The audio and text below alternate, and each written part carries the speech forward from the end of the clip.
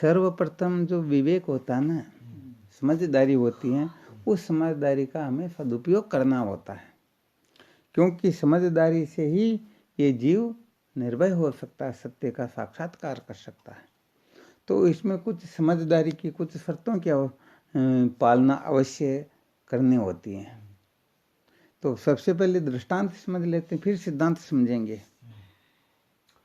जैसे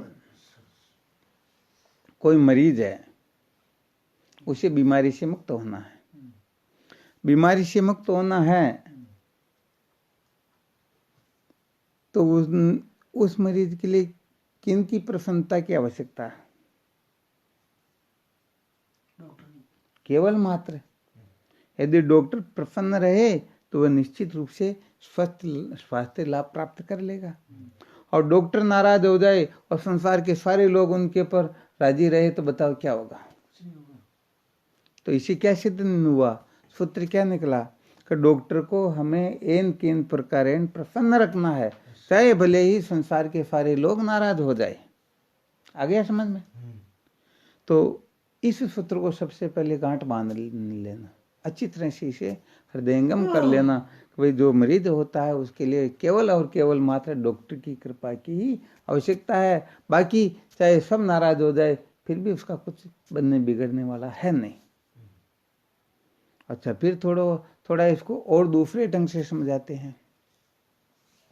जैसे समझो एक बच्चा 8वीं कक्षा उत्तीर्ण कर लेता है, ठीक बात है। अब 8वीं कक्षा जो उत्तीर्ण कर लेता है उसके लिए यदि 5वीं कक्षा वाला जो मास्टर है वो नाराज हो जाए तो बताओ उसका नुकसान होगा या नहीं होगा? कोई नुकसान नहीं होगा। अच्छा, 8वीं वाला मास्टर भी नाराज हो जाए तो और 10वीं वाला मास्टर नाराज हो जाए तो आगे पढ़ना आगे समझ में? कहने का मतलब यदि उसे सचमुच में आगे बढ़ना है, पढ़ना है, जीवन को सफल बनाना है तो उसे आगे की कक्षा वाला जो मास्टर है उनकी कृपा प्राप्त करना अत्यंत आवश्यक हो जाता है। बाकी के भले उन पर कृपा करे तो अच्छी बात, न करे तो भी। हालांकि यहाँ पर यह भी समझना है कि हमने जिनसे कुछ फायदा उठाया है उनके प्रति जीवन में कभी कृतज्ञ नहीं होना चाहिए, ठीक बात है ना?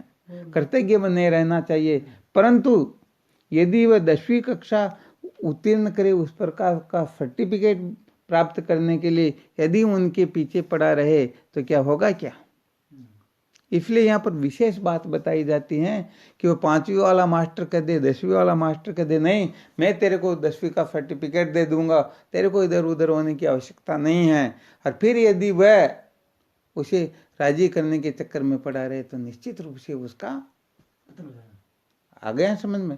यदि कह दे नहीं 10वीं का सर्टिफिकेट मैं दे दूंगा जबकि उनको अधिकार ही नहीं है, और यदि कह रहे तो फिर बाद में यदि वो नाराज हो तो कोई दिक्कत की बात नहीं, और अपन तो कर नहीं रहे और वो हो रहे तो उनकी मर्जी, क्योंकि उनका अधिकार ही नहीं, वो कर कहाँ से देंगे? आ गया समझ में? इन दो दृष्टांतों को थोड़ी गांठ बांध लेना। अब जो सत्संग सुनाएंगे वो थोड़ी विलक्षण होगी।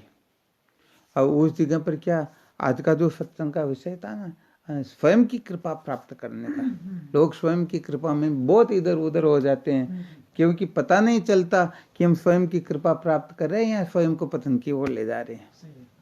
आ गए समझ में?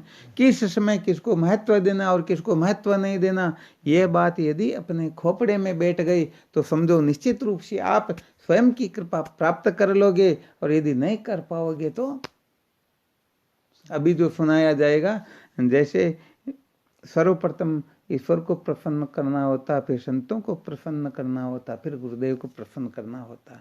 तो किस समय ईश्वर को प्रसन्न करना होता है, किस समय संतों को, कब गुरुदेव को, यदि इन तीनों में से यदि हम ठीक तरह से नहीं समझेंगे तो विद्या के बंधन से कभी भी मुक्त हो ही। और इसमें एक सूत्र विशेष रूप से ध्यान रखना है कि जिनको हम प्रसन्न करना चाहते हैं उनसे आगे की कक्षा के जो है उनकी कृपा तो हमें प्राप्त करना ही करना, उनको प्रसन्न तो करना ही करना। अब उनसे नीचे की कक्षा के यदि आगे की कक्षा के जो है उनकी प्रसन्नता प्राप्त करने के लिए हम कुछ करें और नीचे की कक्षा वाले नाराज हो जाए तो वो बोले हो तो कोई दिक्कत की बात नहीं है, ठीक है ना? तो इसमें दोनों रहस्य समझा देते हैं कि क्या करना और क्या नहीं करना। तो सर्वप्रथम भगवत कृपा प्राप्त करना होता है। किनकी कृपा प्राप्त करना होता है? क्योंकि आज जो सत्संग सुने उनका मुख्य उद्देश्य यही था कि भगवत कृपा से ही जीव मानव देह भी प्राप्त करता है और तत्व जिज्ञासु भी भगवत कृपा से ही संभव है। परम अनुग्रह ईश्वर का जो है वह उसी पर होता है जो सचमुच में स्वयं की कृपा में परिपूर्ण हो। तो सबसे पहले किनकी कृपा प्राप्त करना होता है? भगवत कृपा, ईश्वर कृपा प्राप्त करना होता है। अब यहाँ पर बात यह है कि ईश्वर की कृपा प्राप्त करने के लिए यदि संसार के समस्त प्राणी अपना विरोध करे, अपने से नाराज हो जाए, अपना त्याग कर दे, फिर भी कहीं अटकता नहीं है, बल्कि ईश्वर कृपा प्राप्त करने के लिए तत्पर रहता है, संसार की परवाह नहीं करता है, उन्हीं के ऊपर ईश्वर कृपा पूर्ण रूप से होती है। आ रहा समझ में? तो पहले जैसे आपको समझाया, सर्वप्रथम माता पिता की कृपा प्राप्त करनी होती है। अब माता पिता की कृपा प्राप्त करने के लिए, उनको प्रसन्न करने के लिए यदि कोई दूसरे तीसरे नाराज हो तो उनकी परवाह नहीं करनी होती है। ठीक बात है ना? इसी आगे फिर और बढ़ेंगे तो और कुछ कक्षाएं होगी और फिर आगे की कक्षा में होगा भगवत कृपा, अर्थात भगवान की प्रसन्नता प्राप्त करना। तो ये माता पिता आदि की कृपा, इनमें सब में मूल रख लेते हैं केवल मात्र ईश्वर कृपा को। क्योंकि ईश्वर जो कृपा करेंगे, माता पिता की कृपा जो वस्तु मिले वह वस्तु ईश्वर की कृपा से मिल जाए। आगे समझ में? इसका मतलब क्या हुआ? यहाँ पर ईश्वर भक्ति में ही सारी की सारी कक्षाएं उत्तीर्ण हम कर लेंगे। हाँ, संतों की कृपा को हम ईश्वर कृपा में नहीं रख सकते हैं, क्योंकि संत जो कृपा करेंगे वह फिर बात थोड़ी अलग कक्षा की होगी। गुरुदेव की जो कृपा होगी वो फिर अलग कक्षा की होगी। तो ईश्वर कृपा कब करते हैं, अर्थात ईश्वर हमारे ऊपर प्रसन्न कब होते हैं, बस उनका सूत्र बता दिया। हमें क्या करना है क्या नहीं करना है, बस इसका विवेक होना चाहिए, ये समझदारी होनी चाहिए। तो ईश्वर नाराज हो वैसा काम हमें नहीं करना, और ईश्वर राजी हो वैसा काम अपने को। तो विचार करके देखो, कोई माता पिता की अवहेलना करेगा तो ईश्वर नाराज होंगे या राजी होंगे? तो ईश्वर भक्ति में आ गया, ये माता पिता की जो आज्ञा पालन करना है उसमें आ गया या नहीं आया? तो ये जितने भी कहने का मतलब है वह सारे के सारे इसमें आ जाएंगे। अब यहाँ पर ये थोड़ा विवेक कर लेना चाहिए कि जैसे माता पिता की प्रसन्नता प्राप्त करने के लिए माता पिता कह दे तुझे भगवान की भक्ति नहीं करना है तो बस ये संसार का कामकाज आदि कर, ऐसे कर वैसे कर, तो फिर यहाँ पर यदि ईश्वर कृपा प्राप्त करने के लिए माता पिता रोड़ा अटकाए तो फिर हमें उस कृपा को एक तरफ रख करके फिर ईश्वर कृपा प्राप्त करने की ही चेष्टा करनी चाहिए। अब ईश्वर कृपा तो तब करते हैं जब हम माता पिता को प्रसन्न रखें, वरना नहीं करते हैं। तो अब यहाँ पर बताओ, काम थोड़ा टेढ़ा हो गया या नहीं हुआ? माता पिता तो प्रसन्न तब हो जब वह ईश्वर की भक्ति को छोड़ दे। तो अब यहाँ पर हमें क्या रास्ता निकालना, करना क्या है भाई? ईश्वर कृपा तो मुख्य है। माता पिता कृपा कर भी देंगे तो कृपा कर देंगे तो कम से कम ऐसा समझो अपने बंगला बना देंगे, खेती बाड़ी बहुत ज्यादा कर वो व्यवस्था कर देंगे और शादी करा दे। भाई संसार में ये तो केवल है, हमारा 2 बच्चा तो उलझ गया, एक बच्चों हो रही जो वही उलझ जावे तो इनको मतलब माता पिता क्या करते, उड़ जाते या सुलझ जाते? वो तो उड़ जाते हैं, तो मुक्ति तो नहीं करवा सकते ना। तो बात ऐसी है, तो यहाँ पर फिर विवेक करेंगे तो ईश्वर कृपा प्राप्त करना ही अपना मुख्य लक्ष्य होगा। तो अब ईश्वर कृपा करते माता पिता की प्रसन्नता से, तो अब हमें यहाँ पर क्या करना?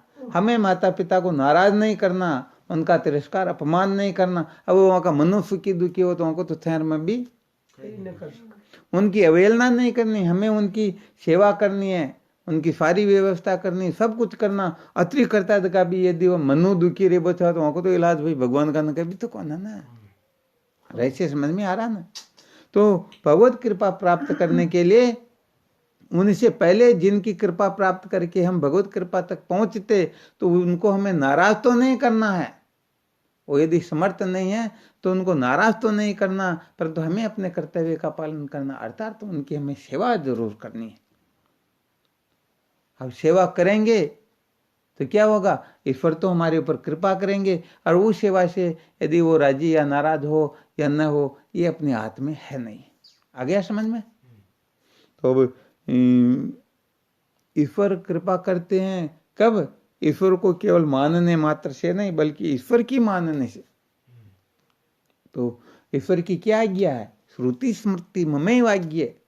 भगवान कृष्ण उत्तर गीता में कहते हैं, अर्जुन श्रुति स्मृति ये मेरी आज्ञाएं हैं।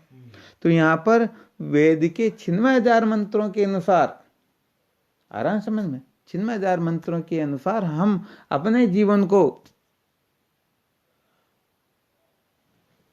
उस हिसाब से अपने जीवन को जिएंगे, उस प्रकार से साधन भजन करेंगे, हम व्यवहार में प्रवृत्त निवृत्त होंगे, तो निश्चित रूप से ईश्वर की कृपा हमारे ऊपर होगी। तो मुख्य सूत्र यहाँ पर केवल इतना ही समझाना था कि ईश्वर कृपा प्राप्त करने के लिए ईश्वर से नीचे की कक्षा के जितने भी हैं, वो यदि नाराज हो जाए तो उनकी परवाह नहीं करनी, हमें करना नहीं है। और उनके मन से नाराज हो तो फिर यहाँ चिंता करने की कोई जरूरत नहीं है, क्योंकि हमें ईश्वर कृपा से ही अंतःकरण, कहने का मतलब अंतःकरण की शुद्धि होगी और साधन चतुष्टय की उपलब्धि होगी। संतों का सानिध्य भी ईश्वर कृपा से प्राप्त होता है, सत्संग भी ईश्वर कृपा से प्राप्त होती हैं। आ गया समझ में? तो ईश्वर कृपा प्राप्त करने के लिए ईश्वर से नीची कक्षा की जितनी भी वस्तुएं हैं उनकी फिर हमें परवाह, जैसे 8वीं से जो उत्तीर्ण 8वीं कक्षा उत्तीर्ण कर लेता है, उसको फिर उस कक्षा से नीचे नीचे की जो भी साधन सामग्री है उनको महत्व नहीं देना, बल्कि आगे की कक्षा को ही महत्व देना। यह सबसे पहले नंबर का सूत्र होता है साधक का। ये मुख्य विषय क्या चल रहा, ध्यान में है क्या? क्या है? अंतःकरण की शुद्धि, अर्थात अंतःकरण की शुद्धि तो क्या, स्वयं की कृपा। सचमुच में हम अपने आप पर कृपा कर रहे हैं या नहीं कर रहे हैं? यदि ईश्वर को प्रसन्न करने के लिए हम जो ईश्वर की प्रसन्नता में बाधा डालते हैं, उनको हम नाराज, कहने का मतलब उनको राजी करने की चेष्टा कर रहे हैं, तो ये अपनी कृपा जो है, स्वयं की कृपा, इस जगह पर स्वयं की कृपा काम नहीं कर रही। आपकी स्वयं की कृपा यहाँ पर वो दबी हुई है, यहाँ पर वास्तव में वो काम नहीं कर रही है, क्योंकि आग्रह बना रहता, नहीं माता पिता भाई बंधु कुटुंब परिवार न मालूम कुछ का कुछ ऐसा वैसा, मैं इनको ऐसे थोड़ी कर सकता हूँ, कोई दिक्कत नहीं, ईश्वर नाराज हो जाए तो हो जाए, मुझे तो इनको नाराज नहीं करना। तो क्या होगा, यहाँ पर स्वयं की कृपा बिल्कुल आ गया समझ में।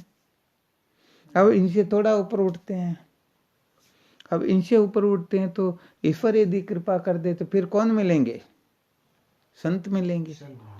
संत मिले, जब जीवन में संतों का सानिध्य प्राप्त हो जाता है, तो वहां के बाद में ईश्वर भी नाराज हो जाए तो फिर चिंता करने की जरूरत कौन है?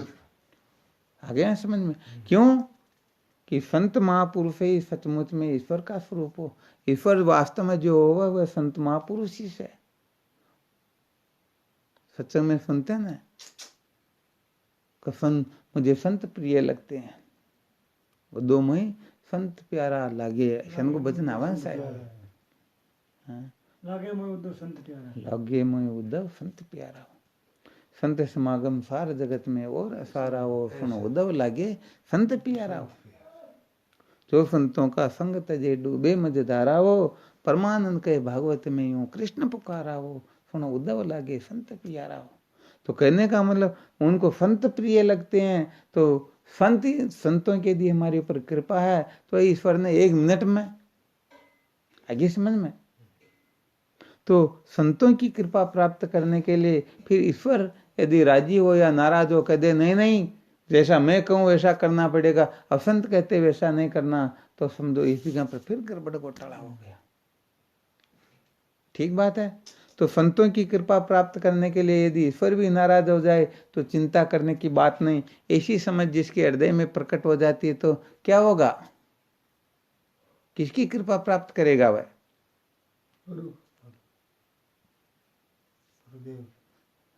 गुरुदेव की कृपा।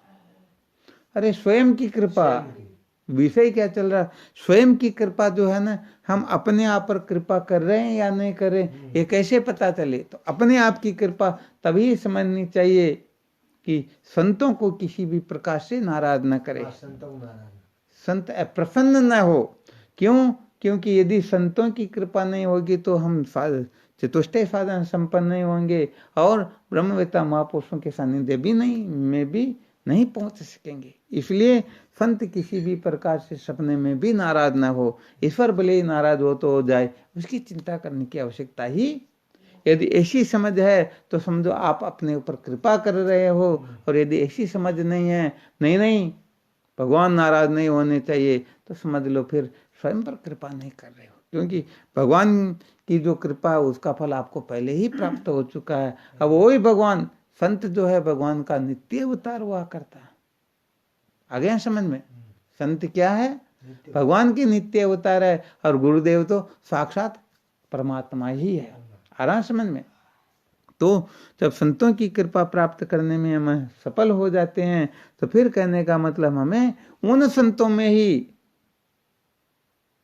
एक अनंत संत महापुरुष है, ये भारत तो अध्यात्म की धरती, यहाँ पर तो अनंत कितने ही महापुरुष हुए, बड़े बड़े विलक्षण महापुरुष हुए हैं। तो अनेक संतों में जो संत हमें गुरुदेव के रूप में प्राप्त होते हैं, जो श्रोत्रिय ब्रह्मनिष्ठ है, जो अविद्या के बंधन से मुक्त कर सकते हैं, ऐसे संत जब मिल जाते हैं गुरुदेव के रूप में, उसके बाद में तो फिर महाराज चाहे संसार के लोग नाराज हो, चाहे ईश्वर नाराज हो, और चाहे फिर संती नाराज हो।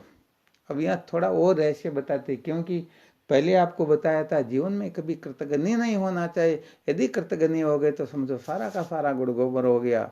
श्रुति माता का कथन है, यावत जीवन त्रयो वंदिया वेदांतो गुरु ईश्वर है। जब तक जीवन है तब तक वेदांत, गुरु और ईश्वर, इन तीन के प्रति कभी भी कृतघ्नि नहीं होना चाहिए। यदि हो गए तो समझो उन्होंने वास्तव में ब्रह्म विद्या का ठीक प्रकार से साक्षात्कार ही नहीं किया। आ गया समझ में? तो अब यहाँ पर यह बताया गया है कि जब तक गुरुदेव प्राप्त न हो तब तक इनकी सम्यक प्रकार से हमें कृपा प्राप्त करते रहना चाहिए, और जब गुरुदेव प्राप्त हो जाते हैं तो उनके बाद में फिर किसी की परवाह करने की जरूरत ही नहीं है। यदि परवाह करते हैं तो समझो हम वास्तव में अपनी कृपा अपने ऊपर कर ही नहीं रहे। हम अपनी कृपा से क्या हो रहे हैं? हम इससे च्युत हो रहे हैं, हम भटक रहे हैं। परंतु फिर यहाँ पर विचार करो, जिन संतों की कृपा से हम चतुष्टय साधन संपन्न हुए, जिन संतों की कृपा से समझो हमें गुरुदेव की प्राप्ति हुई, तो बताओ ऐसे संतों से द्वेष करना चाहिए क्या? कृतघ्नि होना चाहिए क्या? नहीं होना चाहिए। तो फिर क्या करना चाहिए? वो तो कहते नहीं, जो मैं कहता हूँ वैसा करो। गुरुजी चाहे कहे, वो कुछ भी करे, कैसा भी कहे, हमें कुछ करने की जरूरत नहीं। अब क्या करना चाहिए? फिर गड़बड़ होगी या नहीं होगी? बताओ सूरजमल जी, क्या होगा यहाँ पर? फिर यह बड़ा सूक्ष्म विषय है। खैर रूप जी महाराज, कहने का मतलब संत यदि कह दे नहीं, जो हम कहते हैं वही सत्य है, हम कहते हैं उसी को समझो, उसी के अनुसार जीवन बनाओ। गुरु जी तो कहता रहे वेता रहे, अपन की परवाह करवा की जरूरत कौन है। समझो कोई संत शान के देव तो पता वह साधक न कहीं करना चाहे, जबकि सिद्धांत अभी बताया गया कि संतों की कृपा हो जाए तो फिर ईश्वर की भी आवश्यकता नहीं रहती, और गुरुदेव की प्राप्ति हो गई तो फिर संतां की भी जरूरत कौन है, क्योंकि साक्षात गुरुदेव ही परम तत्व है। गुरु साक्षात परब्रह्म। आराम समझ में? और वास्तव में गुरुदेव प्राप्त होते हैं तो संतों की कृपा भी पूर्ण हो जाती है, फिर आगे की कृपा काम करती है। परंतु यदि कोई जैसे 8वीं का बच्चा कक्षा उत्तीर्ण कर लेता, फिर 5वीं वाला कहे नहीं मैं तेरे को सर्टिफिकेट दूंगा, 8वीं वाला कहते नहीं तेरे को आगे कहीं जाने की जरूरत नहीं है, तो फिर उस समय उन मास्टरों को पकड़ के बैठे रहना चाहिए या उनको छोड़ के आगे जाना चाहिए? छोड़ के आगे जाना चाहिए। अब यहाँ पर थोड़ा इतना ही रहस्य बता देते हैं। इसमें कहने का मतलब एक विलक्षण सूत्र भी बताएंगे, और आप यदि धीरे धीरे सूक्ष्म बुद्धि से विवेक द्वारा निर्णय लोगे तो और अनंत सूत्र प्रकट होंगे। तो ये तो बता ही दिया गया कि हम अपने को जिन जिन से फायदा हुआ है उनके प्रति कभी भी न तो दोष दृष्टि करनी चाहिए, न कृतघ्नि होना चाहिए, बल्कि उनको एन केन प्रकारेण प्रसन्न करने का ही, वो प्रसन्न रहे इस प्रकार की ही चेष्टा करनी चाहिए। परंतु इसमें कहने का मतलब जैसे बताया ना पहले, माता पिता को राजी करने के लिए यदि ईश्वर को नाराज कर रहे हैं तो वो राजी करना भी आ गया समझ में। तो यहाँ पर कह देने का मतलब गुरुदेव की कृपा से हम वंचित रहें और फिर इनको यदि राजी कर भी दें तो फिर भी बात बनने वाली। तो यहाँ रहस्य क्या निकलेगा? केवल मात्र इतना ही निकलता है कि हमें उन संतों को नाराज तो नहीं करना, कृतज्ञ तो नहीं होना है, उनकी केवल और केवल मात्र सेवा करनी है। हमें क्या करनी है? वशिष्ठ जी महाराज भगवान राम को ब्रह्म विद्या का उपदेश करते हुए कहते हैं, हे राम, वेदांत के अर्ध जानकारों से कभी भी ब्रह्म विषय का शंका नहीं करनी चाहिए, या ऐसा समझना चाहिए जैसे जब हमें श्रोत्रिय ब्रह्मनिष्ठ गुरुदेव के ऐसे महापुरुषों की कृपा प्राप्त हो जाती है, उनका सानिध्य प्राप्त हो जाता है, तो फिर सत्संग सुनना, ब्रह्मनिष्ठा या ब्रह्म विद्या के बारे में सुनना तो केवल उनसे ही सुनना चाहिए। बाकी संतों की केवल मात्र सेवा करनी चाहिए। खूब आगा पग दबाओ, मालिश करो, खूब कपड़ा दो, खूब भोजन करो, खूब भेंट करो, खूब वहाँ की वह राजी है जैसे खूब सेवा करता रहो। परंतु जो साधक निश्चय कर लेता बस मुझे सुनना तो केवल और केवल मात्र श्रोत्रिय ब्रह्मनिष्ठ से ही सुनना, केवल गुरुदेव से ही सुनना, क्योंकि ये श्रुति का सिद्धांत है। आचार्य देव विद्या विदिता स्वादिष्टम प्राप्त है। गुरुदेव से जानी हुई विद्या ही प्रतिष्ठित होती है, फलित होती है। आरांश मन में कहने का मतलब गुरुदेव जिस वस्तु का साक्षात्कार करवाते हैं बस सचमुच में वह वस्तु हम उसका ठीक ठीक प्रकार से साक्षात्कार करके बंधन से मुक्त हो जाते हैं। तो ये कहने का मतलब आपको एक सूत्र बताया स्वयं की कृपा का। यदि हम इस प्रकार से चलते हैं तो समझो हम सचमुच में स्वयं की अपने आप पर कृपा कर रहे हैं। यदि नहीं चल रहे हैं तो न मत साव जगह कोई फोन में तो अज्ञान का बंधन मुक्त हो जावा, वह भी ज्ञानी कम थोड़ी है, वह भी ईशान है रूशान है, तो समझो आल तक आप अपनी कृपा प्राप्त कर वो वंचित। तो जिन जिन की कृपा से हमें साधन चतुष्टय की उपलब्धि हुई, ब्रह्मवेता गुरुदेव की प्राप्ति हुई, तो उनकी अवहेलना कभी नहीं करनी, उनकी खूब सेवा करनी है। परंतु सत्संग सुनना, ब्रह्म विद्या के बारे में यदि निर्णय लेना तो केवल केवल मात्र गुरुदेव के सानिध्य में बैठ कर ही।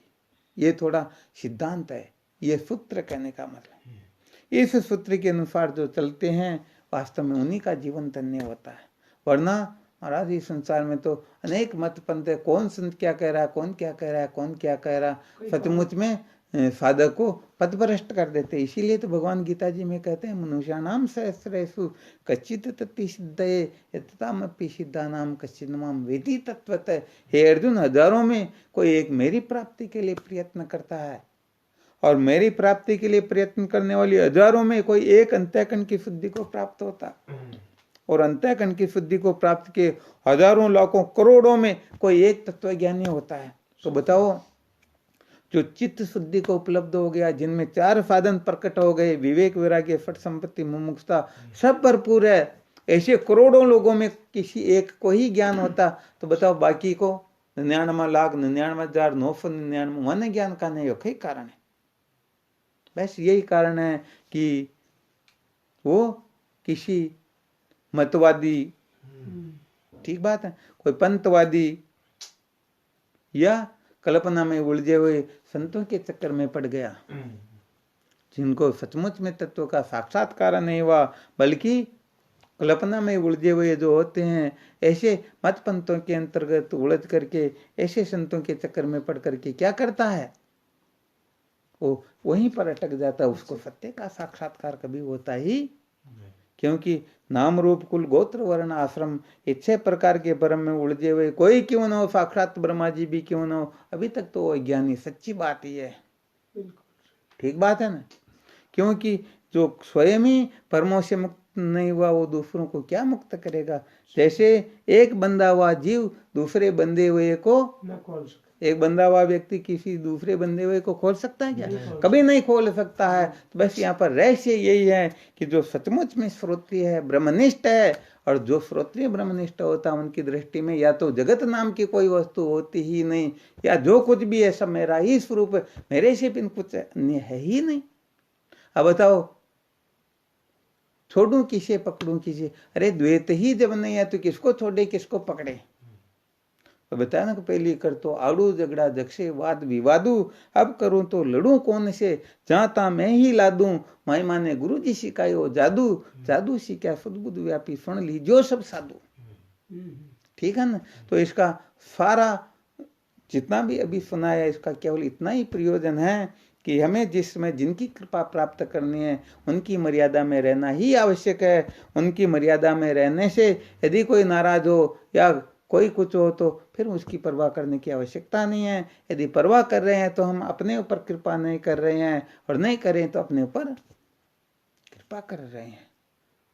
तो ये शैली तो खूब संतों की सेवा करो, परंतु सत्संग तो जो सचमुच में महापुरुष है, वास्तव में जो अविद्या के बंधन से मुक्त हुए, जो वर्ण आश्रम के घेरे से बाहर निकल गए, जिनको किसी प्रकार का अनात्माभिमान नहीं है, तो सचमुच में अद्वितीय आत्म तत्व का साक्षात्कार करके निर्भय हुए हैं, अर्थात जो सचमुच में श्रुति युक्ति अनुभूति से, शास्त्र आचार्य स्वानुभव, इन तीनों की संगति से जिन्होंने यथार्थ बोध प्राप्त किया हो, जो सचमुच में महापुरुषों के सानिध्य में बैठ करके 2 नंबर से नहीं बल्कि 1 नंबर की विद्या से जो मुक्त हुए, उनका यहाँ पर वर्णन है।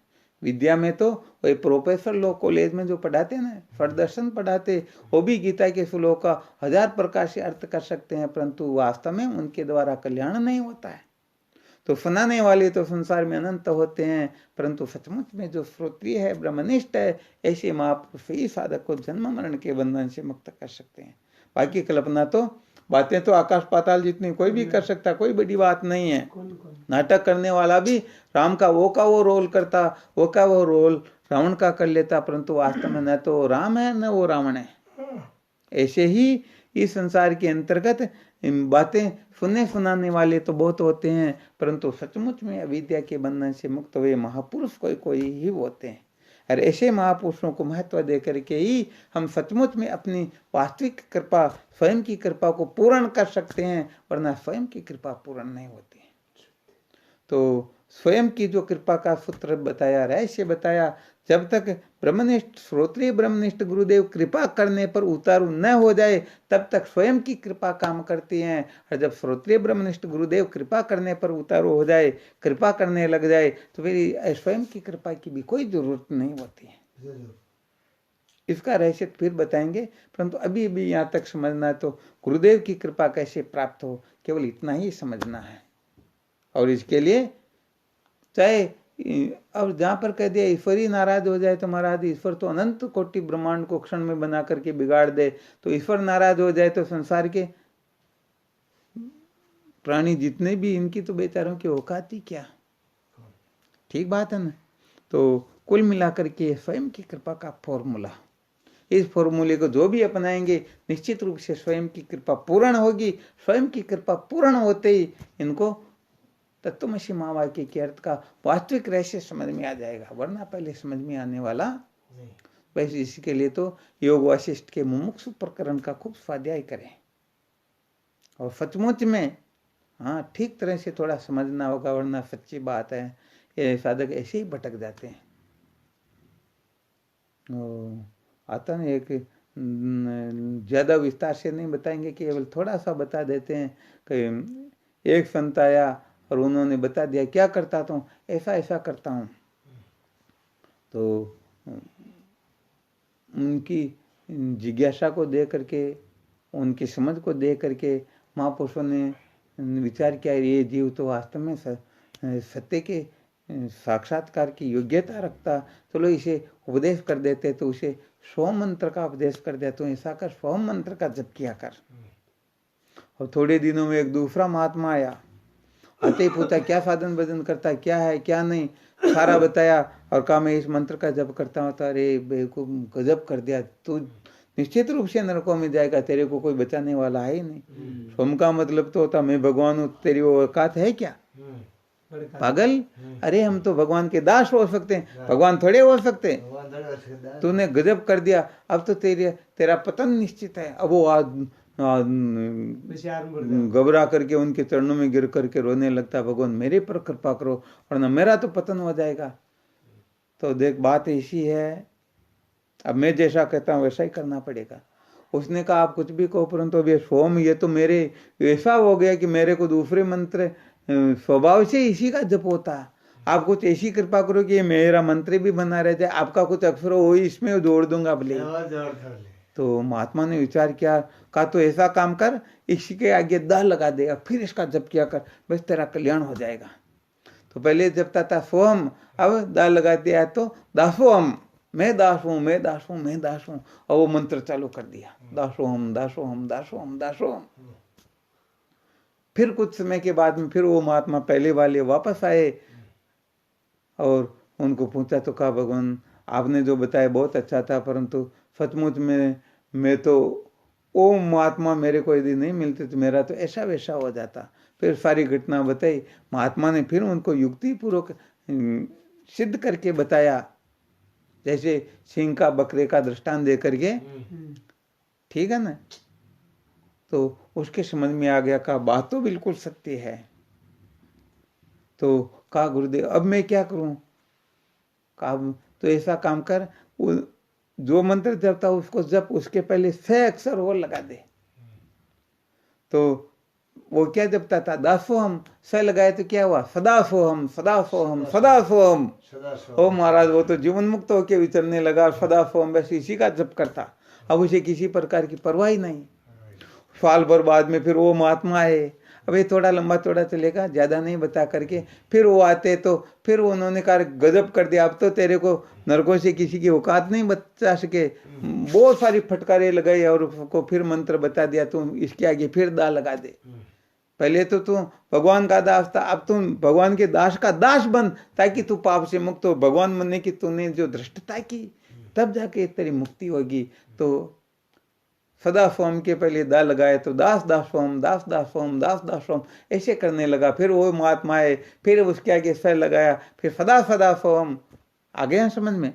तो धीरे धीरे धीरे धीरे कहने का मतलब ऐसे ही संसार में महापुरुष यदि कृपा कर दे तो बात अलग है, वरना संसार में अनेक मत पंथ के हैं, वो जीव को ऐसे भटका देते हैं कि वो वास्तव में सत्य का साक्षात्कार कर ही नहीं सकता। इसलिए जीवन का वास्तविक सार है, सर्वप्रथम महापुरुषों की खोज करनी चाहिए, और खोज करने के बाद में वास्तव में सत्संग सुनना तो केवल महापुरुषों से, और बाकी जो उनको तो केवल मात्र बस आपको क्या सेवा करनी है, आपकी कई सेवा करनी है, मैंने क्यों मैं आपकी सेवा करूं बस, और मुझे कुछ नहीं सुनना। अनिष्ठा जिदन जागृत हो जाए, जिदन समझो बात ही कुछ और है। या फिर सुनाए तो केवल ऐसा ही सुनाए कि गुरुदेव मेरे पर कृपा कैसे करे, केवल इतना ही रहस्य समझे। चाहे शास्त्र पढ़ करके, चाहे सत्संग सुन करके, चाहे कुछ भी करे, केवल उनका लक्ष्य होता है कि गुरुदेव की कृपा मेरे पर कैसे हो, गुरुदेव मेरे ऊपर कैसे प्रसन्न रहे, केवल इतना ही समझना चाहिए, बाकी और कुछ समझना ही। एक नागपुर के बिरदी चंद जी पोदार एक बार अखंडानंद सरस्वती जी महाराज के सानिध्य में पहुंचते हैं, और वहाँ जा करके सबसे पहले एक प्रश्न करते हैं, स्वामी जी प्रस्थांतरे का परम तात्पर्य ब्रह्मात्मिक के बोध, आप इसको स्वीकार करते हो या नहीं करते हो? ये तो सिद्धांत ही था, वो तो साक्षात भगवान शंकराचार्य जी के समान थे, इतने बड़े विद्वान थे। तो कहा अरे ये तो सिद्धांत है, यही तो परम सत्य, इसके अलावा तो सब गप्पे हैं, सब कल्पना मात्र, सब गुड़ गोबर है। तो उन्होंने कहा अब आपसे कुछ चर्चा करते हैं, कुछ सत्संग करते हैं। यदि आप कह देते नहीं मैं इसको नहीं मानता, तो मैं आपको प्रणाम करता और उठ करके चला जाता, आपसे कुछ भी मैं नहीं सुनता। आ गया समझ में? तो सचमुच में जो महापुरुष है उनसे ही सुनना चाहिए, बाकी से सुनने की कोई जरूरत नहीं। सच्ची बात तो ये है, वरना सुनेंगे तो कहने का मतलब ऐसी उल्टी सुल्टी बात दिमाग में बैठा दी तो निश्चित रूप से थोड़े दिनों के बाद में सत्संग साधन भजन से छूट जाएंगे, और जहां पहले थे वहीं पर पहुंच जाएंगे।